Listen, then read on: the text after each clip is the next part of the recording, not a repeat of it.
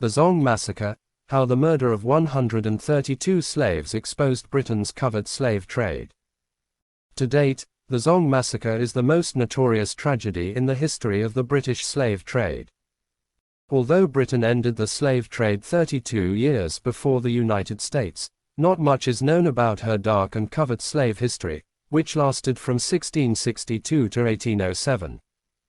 In 150 years, Britain had purchased an estimated 3,415,500 Africans, of which 2,964,800 people survived the Middle Passage from Africa to the Caribbean, where they were made to work tirelessly in plantations.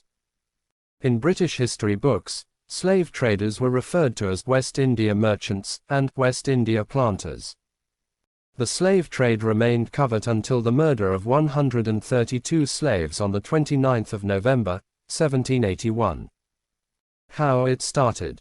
On the 6th of September, 1781, the Zong slave ship departed the coast of Africa for the Americas with 470 slaves, a captain and several crewmen.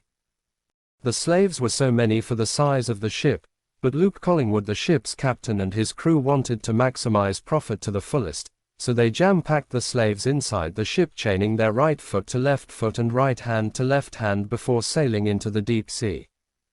As the ship sailed to the equatorial region of the Atlantic Ocean, also known as the doldrum, it became stranded due to no wind. The longer they stayed, the more their food supplies reduced. It didn't take long before diseases broke out, and within a short time they began to die one after the other until they lost 17 crew members and 50 slaves. The epidemic was exacerbated by hunger and malnutrition. Having lost so many crew members and slaves, Collingwood deduced that if they allowed other sick slaves to remain in the ship, the disease would spread to other healthy slaves, making it extremely difficult or impossible for the owners of the ship to get an insurance claims on them if they died in the ship, so they made a decision to throw the sick slaves into the sea and claim that they died of natural causes. Out of 133 slaves that were thrown into the sea, only one was able to climb back into the ship, but 10 more slaves threw themselves into the sea as an act of defiance. The Americas. Upon the ship's arrival in Jamaica, the ship's owner, James Gregson, filed an insurance claim for their loss. To back their claim, they claimed the crew had to throw the slaves over the ship because of water depletion. But Thomas Gilbert, the insurance underwriter, was quick to dispute the claim, citing that the ship had 420 gallons of water when it left for Jamaica. Even with overwhelming proof, the insurers lost the case but did not relent. In 1783, they appealed the case. This time around, they won it.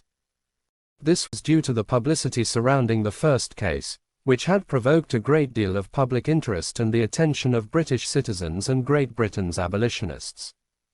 The Earl of Mansfield ruled in favor of the insurers, but Granville Sharp, a leading abolitionist, was not satisfied with the ruling because no charge was brought against the captain of the ship or the crew members. Granville and others made efforts to make the Solicitor General, Justice John Lee, take up criminal charges against the captain and his crew, but they failed. In Justice John's own words, "What is this claim that human people have been thrown overboard? This is a case of chattels or goods. Blacks are goods and property. It is madness to accuse these well-serving honorable men of murder. The case is the same as if the wood had been thrown overboard." The murderers were never brought to book, but these events inspired the actions of William Wilberforce, who led the successful campaign to have Parliament abolish slavery throughout the British Empire in 1833. The aftermath of the slave abolition.